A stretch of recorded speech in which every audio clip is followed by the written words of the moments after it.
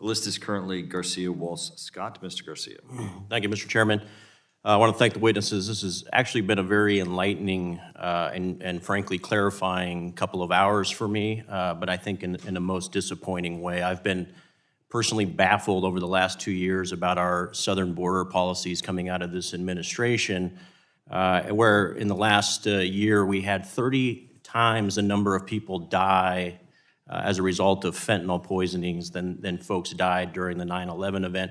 Today, more people in our country will die of fentanyl poisoning than Americans died overseas in one day of World War II operations.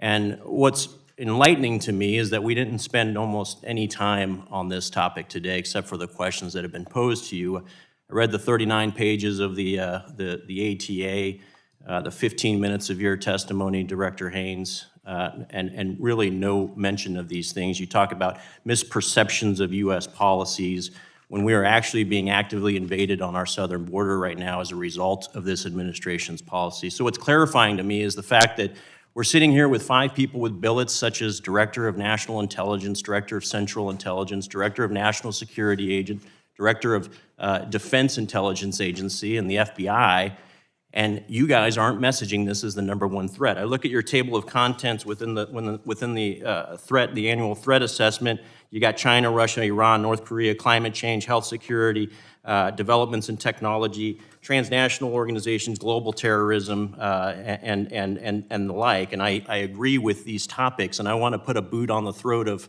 Russia, China, North Korea, and Iran just as much as anyone else.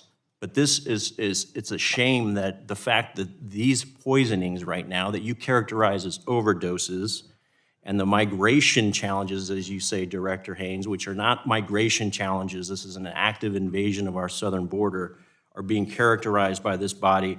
It's indicative to me that you are not briefing the President of the United States on these issues correctly and that you're not putting the proper emphasis on the fact that we are being invaded and Americans are dying at a higher rate than Americans died during World War II on a daily basis as a result of these policies. That's why these policies haven't changed. Very clarifying to me today based on your testimony as well as the ATA.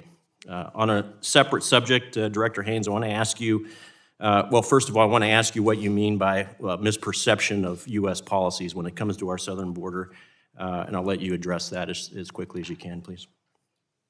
Thank you, Congressman. I apologize if I gave you a misimpression that we do not believe that counter-narcotics is a critical aspect of our work and that it is a priority for the intelligence community. Not to interrupt, it's not counter-narcotics.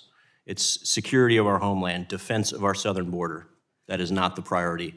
You didn't give me the perception, you've given the American people that perception, and your annual threat assessment reflects that. And frankly, we'll look at your budgets. I'm an appropriator within for the Justice Department. I'll look at your budgets to see if it reflects that priority here shortly, but sorry, go ahead and continue.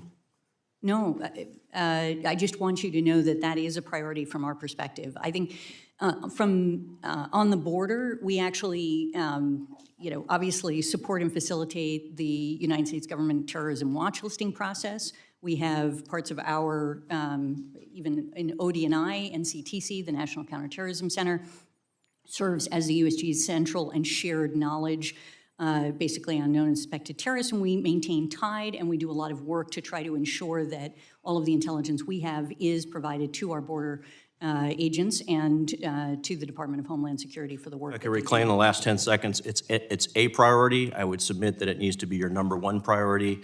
And as a mission right now, we are failing. This is a war that we are currently losing and at the rate of 100,000 American lives every year. So I'll defer my technical questions for the classified setting, but thank you guys.